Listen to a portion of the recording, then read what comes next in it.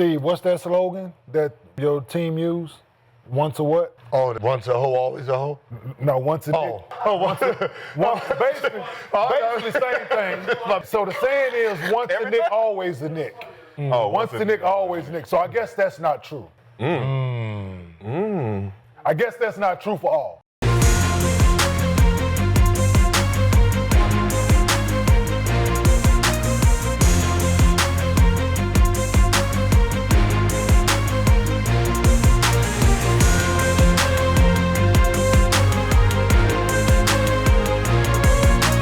So this week's Smoke of the Week goes to, I'm going to do dog growls, Kenyon Martin. So Kenyon Martin, one hell of a player, first round pick in the draft. He also was a Knick, and that's what we're going to be talking about. And as I do this Smoke of the Week, I don't want to tear down Mark Jackson, but this has everything to do with Mark Jackson. I'm not sure if you guys seen this, but Mark Jackson, he pretty much dropped the clip. To whom it may concern, blessings. You're more than qualified. Your resume says you're more than qualified. Your body of work says you're more than qualified. So it's easy to get depressed. It's easy to get discouraged. It's easy to get down. It's easy to have doubt and start questioning. I don't know who I'm talking to. You done prayed about it, asked about it, and it didn't happen.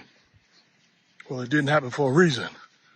The worst place to be in this world is outside the will of God. Don't miss your shout. What's yours is yours. Stay ready so you don't have to get ready. That's enough to run on. I gotta go. Blessings. So because he dropped this quote, on the same day Mike Brown did his press conference, a lot of people felt like this was a shot towards the Knicks for not signing him. So then Kenyon Martin and the Gills Arena class talk about the clip. And they start off by saying this. Once a Knick is not always a Knick. That's not true for everyone. Once a Knick, always a Knick is not true for everyone. Right? And I have a problem with that. Right? I have a problem with that. Dog growls. First off, Kenyon Martin, even though you play for the Knicks, we don't consider you a Knick. You play for the New Jersey Nets. Okay? That's who you play for. And you always throw these sly little remarks to the Knicks. But I do want to educate you that once a Knick, always a Knick. We don't know when it started. What we do know is that it's really a term that the fans, salute to you guys, the fans, that we hold on to dearly, and we give love to everybody who played for the Knicks, whether it was 1 year, whether it was 2 years. Even New York media buys into it, right? And you hear it on the telecast. Once a Knick, always a Knick. You see it from all of the alumni, the deep alumni. Salute to all the Knicks alumni, which Kenyon Martin is not a part of. He's not a part of the Knicks alumni. He's not there. So I took offense to when he said that it's not true for every Knick. I want to modify the statement. It's not true for you guys that don't claim the Knicks. Kenyon Martin, you acknowledge that you play for the Knicks. Of course, you play for the Knicks, but you do not claim the Knicks. You claim Brooklyn. That's your claim to fame. That's who you want to run with. Cool. But don't try to make it seem as though because Mark Jackson drops this clip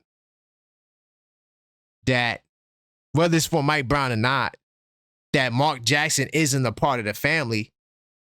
Mark Jackson is a part of the Knicks family. Salute to Mark Jackson. He actually doubled back and circled back and played for the Knicks twice.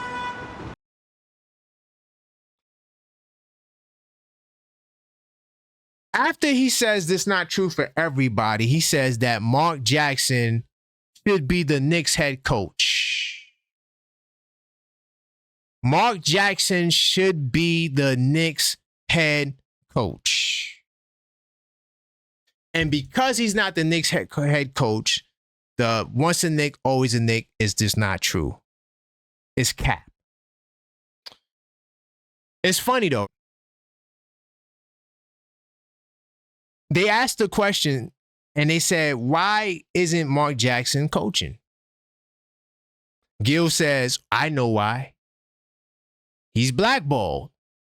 Clearly, Mark Jackson is being blackballed by the NBA. There's no valid excuse as to why Mark Jackson is not coaching.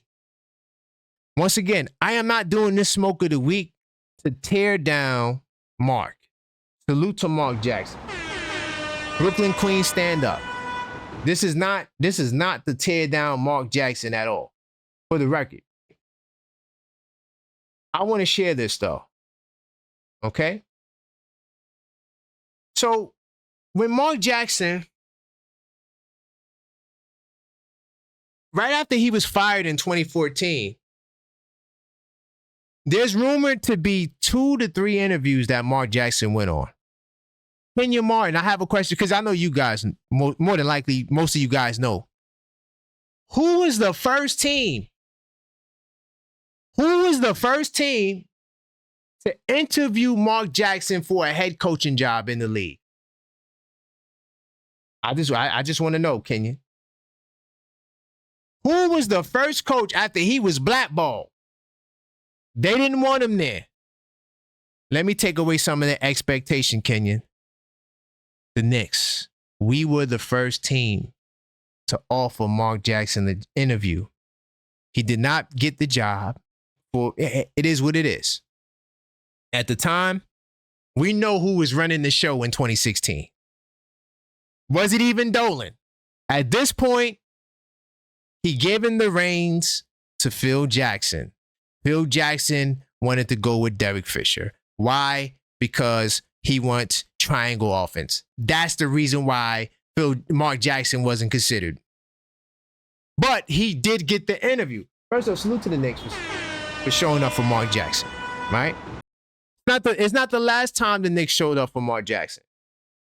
When Mark Jackson was laid off by ESPN in 2023, or was that 2023, 2024? Anyway, doesn't matter.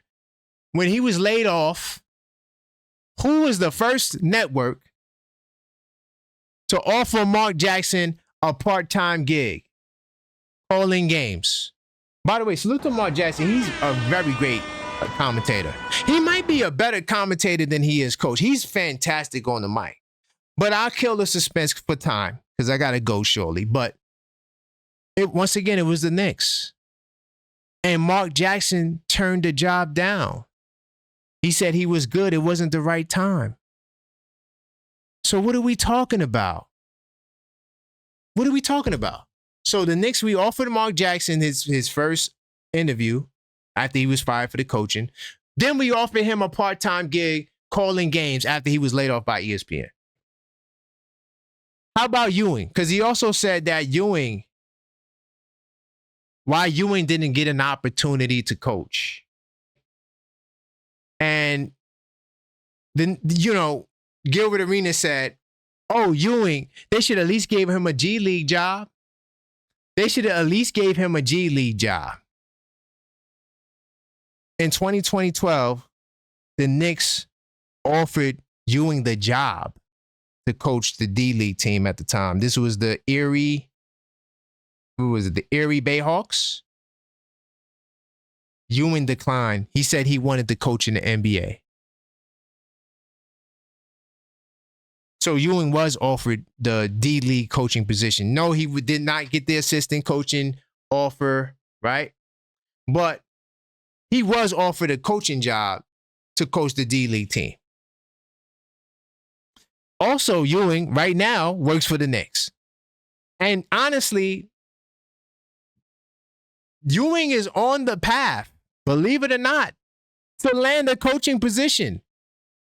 Because now he's a consultant, ambassador. You start there, you work your way up. I wouldn't be surprised if Ewing gets an assistant coaching position on this staff because we ain't got no damn coaches right now. Right? He did sign the brother from Sacramento. I didn't talk about that, but they did get a coach that was on Sacramento to join the assistant squad. But, bro, Ewing has a job with the organization. In fact, we talk about once a Knick, always a Knick. Allen Houston works with the organization. John Starks works with the organization. Larry Johnson works with the organization. We gave Phil Jackson, even though he's really a Laker, but he was a Knick first. We gave him the executive job. Mike Woodson was drafted by the Knicks, and he was a coach of the Knicks. Herb Williams was a coach of the Knicks, assistant for multiple years. So when they try to play the game and try to use Ewing and try to use all these things against us, it's a sad attempt and it's a huge failure. But I want to say this, Kenyon, and I'm going to wrap up on you. It seems like you jealous because he said this on the podcast. He went to the organizations to get jobs and they never gave it to you. Is that why you mad?